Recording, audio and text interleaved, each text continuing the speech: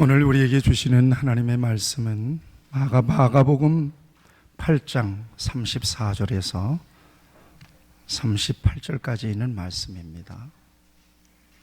마가복음 8장 34절입니다.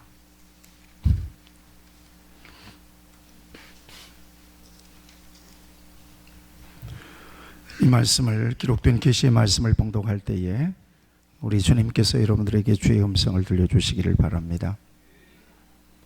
무리와 제자들을 불러 이르시되 누구든지 나를 따라오려거든 자기를 부인하고 자기 십자가를 지고 나를 따를 것이니라. 누구든지 자기 목숨을 구원하고자 하면 잃을 것이요 누구든지 나와 복음을 위하여 자기 목숨을 잃으면 구원하리라. 사람이 만일 온 천하를 얻고도 자기 목숨을 잃으면 무엇이 유익하리요? 사람이 무엇을 주고 자기 목숨과 바꾸겠느냐? 누구든지 이 음란하고 죄 많은 세대에서 나와 내 말을 부끄러워하면 인자도 아버지의 영광으로 거룩한 천사들과 함께 올 때에 그 사람을 부끄러워하리라. 아멘. 기독교 역사 이래로 적어도 선교 2세기를 맞이하면서 대한민국에 있는 교회가 이처럼 예배의 위기를 느껴본 적이 없는데, 그럼에도 불구하고 주 예수 그리스도께서 십자가에 달려 죽으시고 우리를 구속하신 목적이 하나님을 아버지로 찬송하고 높여드리기 위함인 것을 분명히 성경을 통하여 가르쳐 주셨기에 이 땅에 교회가 세워지고 성전이 선 것은 오직 주 예수 그리스도로 인한 구속과 창조의 놀라운 은총에 대하여 응답하며 하나님 앞에 예배하라고 이 땅에 성전이 있음을 믿기에 오늘 우리는 어떤 상황, 어떤 순간이라도 예배를 멈출 수가 없어서 성전에 이처럼 모였습니다. 여러 가지 장애물이 있음에도 불구하고 성전에 모여서 예배하는 여러분들을 위로하고 또 여러분들을 축복합니다. 평강이 있기를 원합니다. 그 다음에 인터넷으로나 방송으로나 혹은 335 모여서 숨죽여서 예배하는 우리 믿음의 가족들이 있습니다. 그런가 하면 성전과 예배를 잃어버리고 방황하는 우리의 믿음의 가족들도 있습니다. 하나님께서 저들을 만져주시고 위로해 주시기를 바랍니다. 시대가 엄중하기 때문에 저는 저의 사명과 소명을 주로 묵상하고 있고 예수 그리스도의 십자가를 묵상하고 있고 제자의 도에 대한 생각들을 끊임없이 하고 있습니다.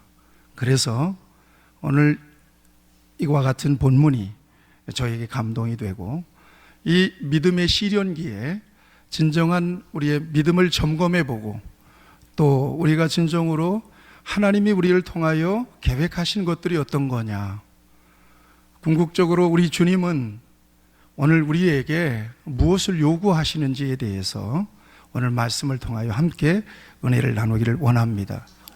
그래서 익숙한 제목입니다만 제자입니까? 라는 이 질문으로 오늘 본문 말씀을 통해서 함께 은혜를 나누기를 원합니다. 하나님께서 이 세상을 창조하신 목적이 분명히 드러나 있습니다. 보시기에 심히 좋았더라. 하나님의 기쁨이에요. 이것이 곧 이 세상 우주 만물을 만드신 하나님의 목적이기도 합니다. 이 땅은 왜 존재하느냐? 하나님의 기쁨을 위하여 존재합니다. 오늘 우리는 왜 존재하느냐? 하나님의 기쁨을 위하여 존재합니다. 하나님의 기쁨, 하나님의 영광은 하나님의 선하신 목적 가운데 있을 때 그 하나님의 목적이 이루어지는 것이라고 믿습니다. 그런데 인간이 하나님의 명령을 거역하고 타락한 이후에 하나님의 이 세상에 대한 기대가 달라집니다. 그것은 하나님과 깨어진 관계를 온전하게 회복하고 하나님과의 관계를 회복하고 이 땅의 모든 인류가, 모든 영혼들이 구원받는 것이 하나님의 제일 목적이 돼요. 그래서 예수 그리스도를 이 땅에 보내주시면서 그 이름을 예수라 하라. 이는 그가 자기 백성을 저희 죄에서 건져낼 자, 구원자라고 하는 이름으로 이 땅에 예수님을 보내십니다. 예수님 또한 요한복음 10장 10절에서 내가 온 것은 생명을 얻게 하고 더 풍성하게 얻게 하려는 것이라고 분명히 예수님이 오신 목적을 밝히십니다. 구원이라고 하는 것은 하나님과 어그러진 관계를 온전하게 바르게 회복되는 것을 의미합니다. 이것을 의라고도 얘기합니다. 그리고 마침내 예수님은 십자가에 죽으시고 부활하신 역사를 통해서 하나님과 깨어진 관계를 회복시켜 놓으셨어요. 그리고 예수님의 그 같은 사건은 복음이 되었습니다. 사도 바울을 통해서 영향을 받아서 주님의 제자가 된 디모데는 디모데서에서 그런 목적을 분명하게 밝혀주어요. 하나님은 모든 사람이 구원을 받으며 진리를 아는 데 이르기를 원하시느니라. 이게 하나님의 소원이라는 거예요. 여러분 안에 예수님이 계신 줄로 믿습니다. 그럼 하나님의 소원, 하나님의 목적이 여러분 안에 이루어졌다는 것을 의미합니다. 이거 놀라운 사건입니다. 나는 전혀 생각지도 않았습니다. 나는 전혀 예수님께, 하나님께 가까이 나아가려고 하는 노력이 없었습니다만 우리 하나님은 특별하신 은혜로 나를 만나 주셔서 하나님을 인격적으로 받아들이고 전인적으로 하나님 앞에 응답하는 사람이 되게 하셨어요. 하나님의 구원의 목적이, 하나님의 구원의 갈망이 저와 여러분들을 통하여 예수 그리스도를 통하여 이루어졌다는 것이죠. 그러므로 저와 여러분들은 하나님께 얼마나 큰 기쁨이 되겠느냐. 우리가 잊지 말아야 될 게 또 하나 있어요. 아직도 세상에는 구원돼야 될 사람들이 있습니다. 여전히 하나님은 구원의 목마름이 있습니다. 그래서 믿는 사람들을 통해서 전도하는 것이고 이 땅의 교회의 유일 사명은 전도하고 선교하는 일입니다. 그러면 예수 그리스도 안에서 구원받은 하나님의 백성들의 이후의 삶은 어떠해야 되겠는가 하는 거예요. 이것이 오늘 저와 여러분들과 함께 나눌 수 있는 말씀의 주제입니다. 믿은 이후에는 우리가 어떻게 살아가야 되는 거냐 하는 것입니다. 믿은 이후에 나는 누구냐 하는 것입니다. 저는 평소에 우리 성도들에게 예수 안에 있는 사람들의 두 가지 목적에 대해서 분명히 말씀드립니다. 하나는 하나님의 창조의 능력과 주 예수 그리스도 안에 있는 구속의 은총에 감격해서 하나님 앞에 예배함으로써 구원의 감격을 누리는 것입니다. 우리는 예배 속에서 구원의 감격을 누립니다. 아, 나는 구별되었구나. 아, 나는 하나님이 사랑하셨구나. 나는 하나님이 나를 위해서 예수님을 통해서 나를 구속해 주셨구나. 구원의 감격이 예배 속에서 누려져요. 또 하나는 이것이 너무나 놀라운 은혜였기 때문에 이것을 증거하는 거죠. 다시 얘기하면 증인으로 살아가는 거예요. 다시 말씀하면 예수 믿은 이후에 성도의 삶은 무엇에 의해서 이끌리느냐? 두 트랙입니다. 하나는 예배요, 하나는 선교입니다. 예배와 선교는 성도들을 이끌어가는 중요한 삶의 동력이 되는 것입니다. 예배와 선교입니다. 그래서 우리는 하나님 앞에 예배하는 것입니다. 사도 바울의 삶은 믿는 사람들의 중요한 모델입니다. 바울처럼 우리는 살 수 없을까? 예수님처럼, 바울처럼 그렇게 살 수는 없을까? 이렇게 노래 부르잖아요. 그는 예수님을 만나고 난 이후에 중요한 고백을 해요. 내가 그리스도와 함께 십자가에 못 박혔나니 이제는 내가 산 것이 아니라 내 안에 그리스도께서 사는 것이라. 이제 내가 육체 가운데 사는 것은 나를 사랑하사 자기 몸을 버리신 하나님의 아들을 믿는 믿음 안에서 사는 것이라고. 예수 그리스도 밖에 있을 때 내 옛사람은 죽었습니다. 이제 그리스도 안에서 거듭난 새 생명을 얻은 나는 온전하게 내 인생을 그리스도께 바쳐진 인생으로 복음을 위해서 삽니다. 구원 이전과 구원 이후의 삶을 완전하게 가릅니다. 사도 바울의 삶과 오늘 예수 그리스도 안에 있는 저와 여러분들의 삶의 목적이 절대로 다르지 않습니다. 구원의 은혜에 감격해서 응답하는 삶을 살아가는 것이 예수 그리스도의 구속의 은혜에 감격하여 살아가는 저와 여러분들의 삶입니다. 그것이 목적입니다. 그 가운데 첫 번째가 예배입니다. 예배 속에서 구원의 감격을 우리는 누립니다. 저는 이번에 코로나 사태를 통해서 예배의 위협을 받고 예배의 장애를 받는 것에 대해서 무척 마음이 쓰이고 있습니다. 그리고 여러 가지 생각들을 해보게 됩니다. 저는 사이비 신천지를 통해서 이 코로나 바이러스가 확산되면서 예견했습니다. 세상은 사이비와 정통 교회를 절대 구분하지 못합니다. 지금도 신천지를 예배라고 그럽니다. 거기는 예배가 아닙니다. 예배라고 그러니까 정통교회 예배와 신천지 예배가 구분이 안 되는 거예요. 거기는 예배가 아니에요. 모임이에요. 우리는 예배예요. 그런데 이것이 빌미가 돼서 세상은 반드시 예배권을 침해할 것이다. 실제로 그 같은 일들은 현실화되고 있습니다. 대구 경북이 많이 어렵잖아요.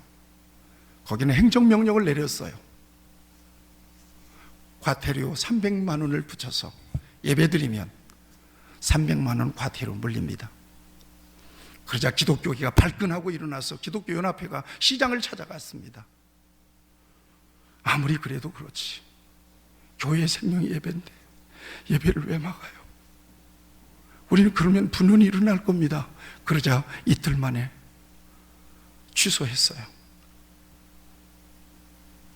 어쩌면 우리 성도들보다도 저는 목사요 평생에 예배를 드렸고 예배가 생명인 사람으로 살기 때문에 예배에 대한 생각들을 2주 안에 굉장히 많이 했습니다. 여러분 생각해 보세요. 마스크 몇 장 사기 위해서 새벽부터 긴 줄을 서고 그것도 다닥다닥 붙어서 오랜 시간을 내면서도 사람들이 미어터지는 마트에 들어가고 우체국에 들어가잖아요.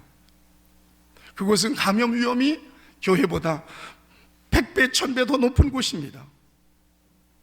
마트는 여전히 만원이고 영화관도 여전히 상영 중이에요.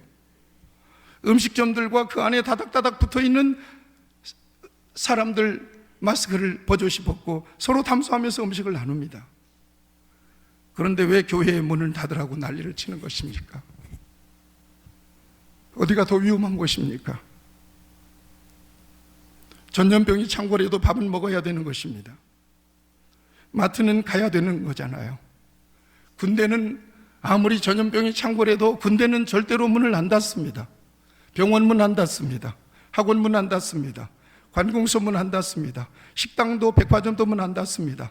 PC방도 놀이를 안 닫습니다. 사람들이 비벼대면서 유흥을 벌이는 나이트클럽도 버젓이 영업을 합니다.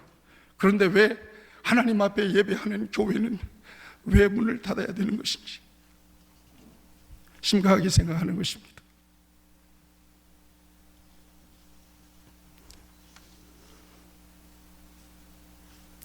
뉴스 보도를 통해서 어제 지사가 행정명령을 내릴까 말까 검토하고 있다고, 추이를 보고 있다고, 사람들의 의견을 구하고 있다고 그래요. 그래서 저는 속으로 생각했습니다. 당신이 예배 명령권자가 아니라 이미 예배는 하나님이 명령하셨어. 나는 우리 교인들에게 신앙은 자유이기 때문에 교회에 오라고 말 못합니다. 그렇지만 교인들이 오거나 말거나 나는 우리 사모와 우리 애를 데리고 하나님 앞에 예배하기로 작정을 했습니다. 밥을 먹듯이 예배는 드려야 합니다. 성도는 예배를 드리지 않으면 영혼이 죽습니다. 교회도 예배를 드리다가 교회에서 코로나를 걸릴 수도 있습니다. 사람들이 모이니까. 백화점에서 걸리는 것과 교회에서 걸리는 것이 무엇이 다른 것입니까? 백화점 문 닫고 소독하고 다시 문을 열지 않습니까? 교회도 문 닫고 소독하고 문을 열면 되지 않습니까? 사회적인 책임, 세상의 지탄을 앞세워서 너무나도 쉽게 예배권을 내려놓고 교회 문을 폐쇄하는 것은 목사가 아니라 신앙의 양심상 그럴 수는 없다고 저는 생각했습니다. 공식적으로 예배가 없더라도 교회 문을 열어놔야지. 갈급한 사람들은 있을 거 아니에요. 교회 와서 쭈그려 앉아서 예배를 드리고 하나님 앞에 기도하는 사람은 있을 거 아니에요. 왜 예배를 강제로 문을 닫습니까?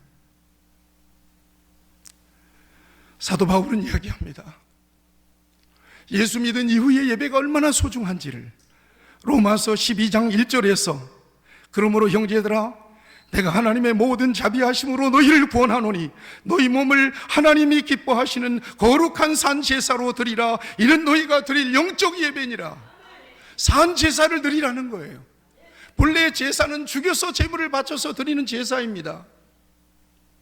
한 걸음 더 나아간 것입니다. 죽여서만 제사를 드리는 것이 아니라 너희는 살아서 버젓이 살아있어도 너희는 제물이라는 것입니다. 이것이 산 예배입니다. 이것이 우리의 가슴 속에, 성도들의 가슴 속에 꺼지지 않는 불길로 타올라야 진정으로 믿는 것이라고 말할 수 있을 것입니다. 두 번째는 복음의 사명인데 때를 얻든지 못 얻든지 복음의 증인으로 살아가는 것이죠. 그래서 선교와 전도는 교회의 제일 사명이기도 하죠. 이같이 구원의 감격 속에서 예배하고 증인으로 살아가는 사람들, 우리는 그리스도를 따라가는 사람이라, 그리스도인들이라, 다른 말로는 제자라 그럽니다. 예수님의 제자는 하나님 앞에 죽는 순간까지 예배하는 사람이고, 예수님을 따라가는 사람은 복음의 은혜를 입었으니 복음의 증인으로 일평생 살아가는 것입니다. 예수님의 제자는 예수님을 따라가는 사람입니다. 오늘 본문에서 우리 예수님은 12제자를 부르셨습니다. 12제자를 왜 시당초 불러내셨는가? 하나의 목적이 있습니다. 주님의 의도가 있었습니다. 그리고 3년 동안 하나의 목적을 가지고 제자들과 동행하며 제자들을 훈련시켰습니다. 그리고 오늘 본문 상황에서 십자가로 나아가는 길목에서 예수님은 의도를 가지고 제자들에게 물으십니다. 사람들이 나를 누구라고 하느냐? 이것은 예수님께서 사람들의 여론을 알아보기 위해서 던진 질문이 아닙니다. 사람들이 자기를 어떻게 이야기하든 그것은 관심이 없습니다.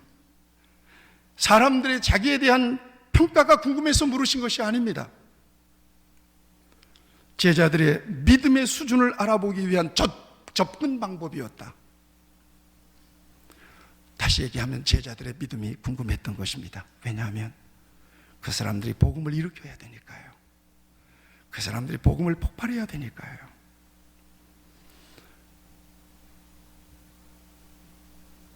예수님은 세상 사람들이 예수님에 대해서 이렇게 말합니다라고 하는 제자들의 답변에 대해서 이런 반구 토를 달지 않습니다. 그리고는 곧바로 제자들에게 묻습니다. 너희는 나를 누구라고 하느냐? 우리가 잘 아는 대로 오늘 이 본문은 공관복음 다 기록이 되어 있습니다. 약간의 차이가 있습니다만 시몬 베드로가 가로되 주는 그리스도시요 살아계신 하나님의 아들입니다. 오늘 성경 본문에는 너희는 나를 누구냐? 베드로가 대답하되 주는 그리스도시니이다 라고 대답했습니다. 이것은 지난번에 제가 설교를 통해서 완벽한 고백이다 분명히 말씀드렸잖아요.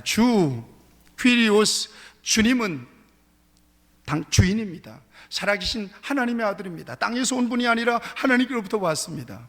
당신은 그리스도 메시아입니다. 구원자입니다. 그 같은 진솔한 고백은 구원에 이르기에 충분한 고백이 틀림이 없습니다. 그래서 예수님은 너무나 기뻐하십니다.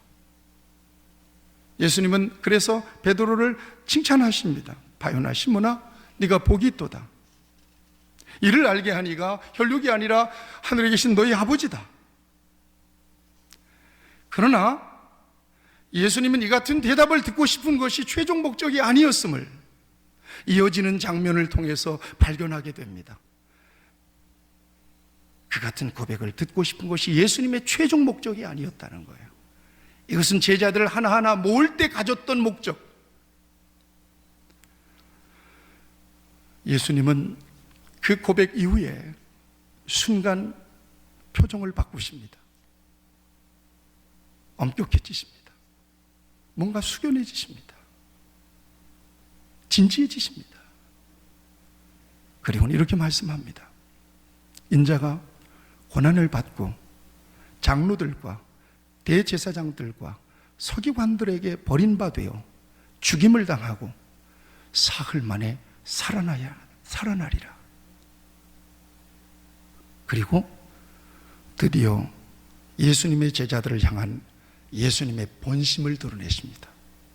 그것은 제자들을 선택할 때부터 갖고 계셨던 목적이며 3년 동안 공생의 기간 동안에 제자들을 이끌고 다니면서 말씀으로 훈련시키고 기적을 통하여 하나님 나라를 보여주시고 시시각각 가르쳐주시고 하나님을 어떻게 관계하는지 겟세마니 동산에서 기도하시고 밤이 맞도록 철야하시고 새벽 미명에 일어나서 기도하시고 몸으로 보여주셨던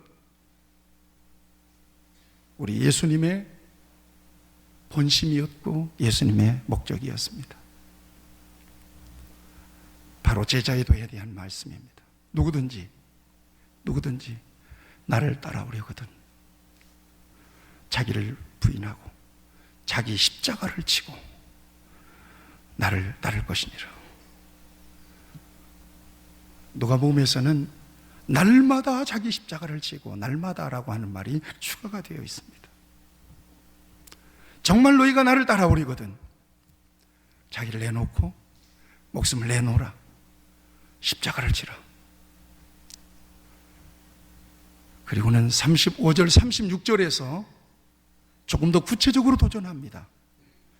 나를 위하여 죽어라. 죽으면 살고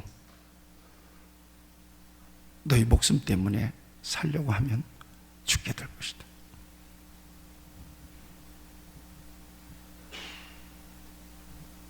제자들을 압박하는 것입니다. 육신의 목숨을 내놓고 영생을 얻을 것이냐, 육신의 목숨을 부지하고 영벌을 받을 것이냐. 이건 선택의 문제라는 거예요. 선택의 문제라는 거예요. 선택하라는 것입니다. 둘 중에 하나밖에 없습니다. 선택하라는 것입니다. 오늘 저와 여러분들이 어쩌면 이 선택에 압력을 받고 있습니다.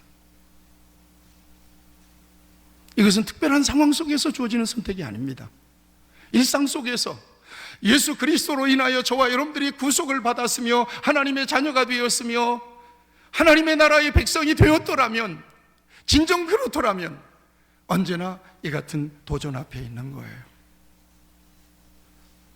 우리가 이것을 인지하지 못하고 이것을 짐짓 세상에 대한 욕심과 아직도 내려놓지 못한 욕심과 자아 때문에 못 들은 척하고 살거나 무시하고 사는 것뿐이지, 언제나 저와 여러분들은 아무든지 나를 따라오려거든 자기를 부인하고 자기 십자가를 지고 나를 쫓을 것이니라. 이것은 열심히 있는 어느 특정 성도에게만 주신, 이 땅의 교역자, 목사, 전도사, 장로님들에게만 주신 그런 명령이 아니라는 것입니다. 구원받은 사람이라면 십자가를 지고 자기를 부정하고 예수님을 따라가라는 것입니다. 예수님을 믿는 것과 예수님을 따른다는 것이 얼마나 다른가? 예수님을 믿는 것과 예수님을 위해서 자신의 기득권을 내려놓는 것이 얼마나 다른 것인가? 예수님을 믿는 것과 예수님처럼 사는 것이 얼마나 다른가? 예수님을 믿는 것과 예수님의 제자로 사는 것이 얼마나 다른가? 예수님을 믿는 것과 예수님을 위해서 죽을 수 있는 것이 얼마나 다른 것인가?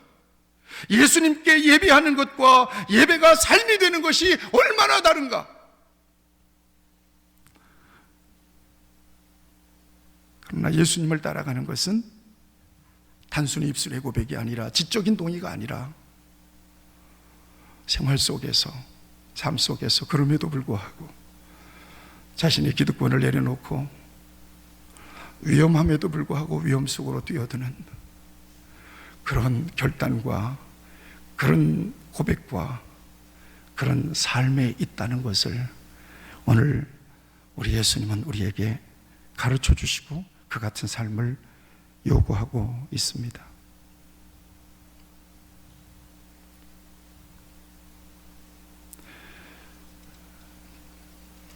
오늘 우리는 지금까지 한 번도 예배에 대한 고민을 해본 일이 없습니다. 언제든지 예배할 수 있는 자유가 있고 예배할 수 있는 장소가 있었습니다. 한 번도 예배에 대한 예배 못 드리면 어떻게 하나 고민해 본 일이 없습니다.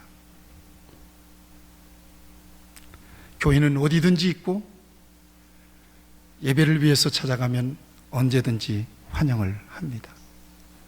그러나 그 같은 너무나도 당연시 여겼던 이 예배의 토양, 이 신앙생활에 대한 토양이 지금 엄청나게 소용돌이치고 엄청난 지각 변동을 일으키고 있습니다. 그 중심에 있습니다.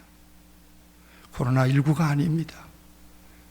예수님께서 마태복음 24장에서 난리와 난리의 소문을 듣겠다고 말씀하고 있잖아요. 코로나20이나 21이나 변종 바이러스들은 앞으로도 엄청나게 일어나게 될 것이고 그때마다 교회는 어떻게 이 같은 사회적 분위기를 대처할 수 있을 것인가? 지금은 예고편에 불과하다. 앞으로는 목숨을 내놓아야 되는 순간도 올 수 있다. 이것이 사실은 두려운 것입니다. 언제 우리가 자신의 신앙에 대해서 고민해 봤습니까? 이 정도면 됐다는 마음으로 더 큰 기대 없이 교회를 다녔을 뿐입니다. 나의 믿음을 측정할 수 있는 기준을 하나님의 말씀을 통해서 믿음의 선배들을 통해서 우리에게 주셨지만 그러나 이와 같이 신앙생활의 본질로 여기는 예배가 어려움을 겪으면서 장애를 받으면서 시시각각으로 안전문자를 통하여 예배 가지 말라고 하는, 예배를 절제하라고 하는 이런 문자를 받으면서 내가 어떻게 행동할 수 있을 것인가? 물론 예배를 못 드리고 다른 형태로 예배를 드리는 분들 충분히 위로받아야 합니다. 그것이 잘못됐다는 것은 아닙니다. 절대 정죄해서는 안 될 것입니다. 그렇지만 오늘 우리는 이 같은 예배권에 대한 심각한 도전을 받아본 일이 없고 그것 때문에 나의 믿음이 이렇게 기준을 달아볼 수 있는 기회가 한 번도 없었습니다. 저는 제자이십니까? 라고 하는 이 말씀을 그 유명한 프란시스 쉐퍼라고 하는 목사님, 철학자의 목사님, 하나님의 사람, 이분의 말을 빌어서 마치려고 합니다. 그리고 마지막으로 주신 제자에도에 대한 결론으로 말씀으로 주신 예수님의 말씀이 오늘 저와 여러분 모두의 가슴 속에 심어졌으면 좋겠습니다. 하나님이 계심을 믿는가?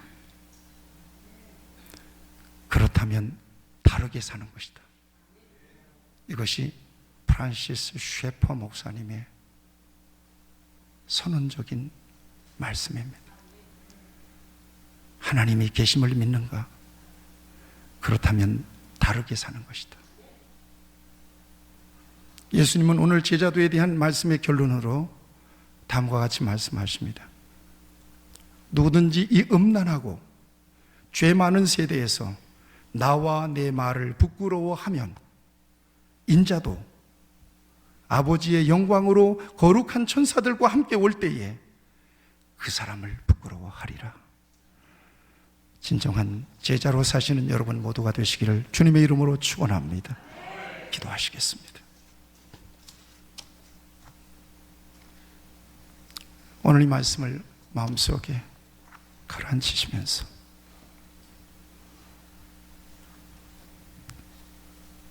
함께 기도했으면 좋겠습니다. 하나님이 계심을 믿는가? 그러면 다르게 사는 것이다.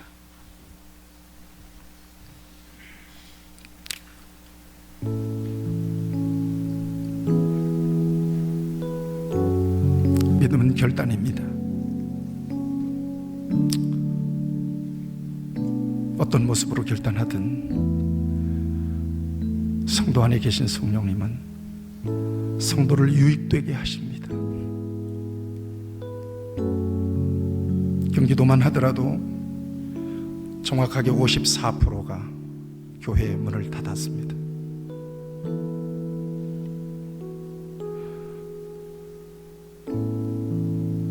어느 교회는 시골 교회임에도 불구하고 3주째 예배를 멈췄다고 하는 이야기를 듣습니다. 하나님께서 위로해 주시기를 바랍니다. 숨죽여서 각자 이름을 부를 때 하나님께서 저들에게 소망을 주시고 새 힘을 주시기를 바랍니다. 그리고 이 같은 엄중한 기회에 예배가 얼마나 소중한지, 예배를 드릴 수 있는 하나님의 교회가 얼마나 소중한지, 나에게 예배를 드릴 수 있는 동료들이 얼마나 소중한지, 나에게 말씀을 들려줄 목자가 있다는 게 얼마나 소중한지, 예배에 대한 목마름, 예배에 대한 갈망이 다시 한번 한국 교회를 새롭게 하는 놀라운 능력이 되기를 바랍니다. 하나님 아버지, 귀한 말씀을 통해서 다시 한번 우리를 도전해 주시되 진정으로 나를 따라오려거든 자기를 부인하고 자기 십자가를 지고 나를 따르라고 우리 주님께서 우리에게 다시 한번 제자됨의 부르심을 주고 계시니 이 말씀 의지해서 죽기까지 따르오리 저를 대답하였다. 이 고백이 예배하는 주의 자녀들의 고백이 되며 저들의 삶이 하나님 앞에 올려지는 예배가 될 수 있도록 누가 보더라도 저 사람은 예수를 따라가는 사람이다 이렇게 인정되는, 그래서 세상을 변화시키고 세상에 예수 그리스도의 생명으로 세상을 구원해낼 수 있는 하나님의 제자들로, 주님의 제자들로 견고하게 세워주시옵소서. 예수님의 이름으로 기도하옵나이다. 아멘.